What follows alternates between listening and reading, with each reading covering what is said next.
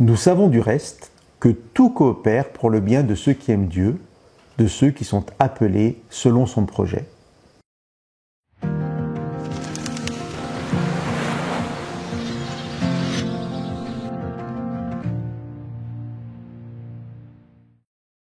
Ce verset est parfois interprété de façon absolue, le tout coopère englobant le bien et le mal. Cela est compris dans le sens que, quoi qu'il nous arrive, même la pire des choses, eh bien, cela peut être voulu par Dieu pour concourir à notre bien, et cela fait donc partie de son projet pour nous. Mais je ne pense pas que cette lecture soit la bonne. Toute interprétation d'un texte biblique doit se faire en harmonie, en cohérence avec les lectures d'autres passages. Et si cela est parfois difficile, il nous faut prendre le temps de comprendre les apparentes contradictions.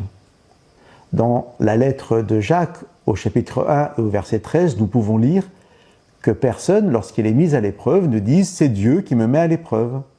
Car Dieu ne peut être mis à l'épreuve par le mal et lui-même ne met personne à l'épreuve. Cette lecture de Romains n'est pas la bonne si nous comprenons que Dieu veut notre souffrance parce que ça serait pour notre bien.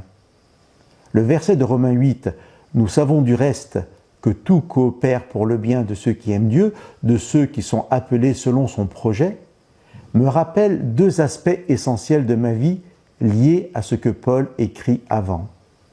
D'abord, je connaîtrai aussi la souffrance.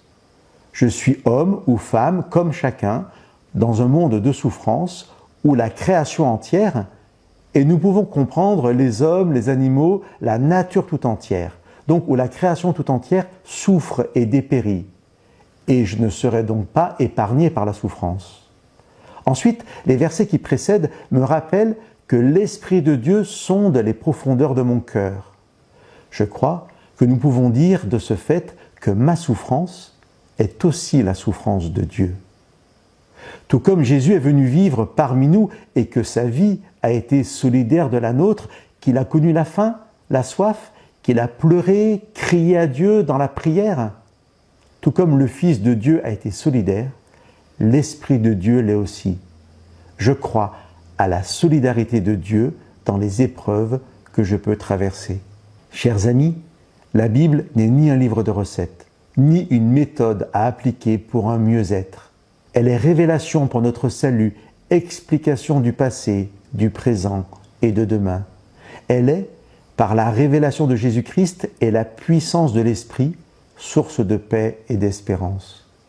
Le verset 28 de Romains me dit que je suis en quelque sorte solidaire de ce monde de souffrance, mais à l'épreuve et à ses conséquences dans ma vie, je pourrais donner un sens, parce que Dieu ne sera pas absent de mon parcours, dans une dynamique de mission pour l'autre, de service et de collaboration avec Dieu.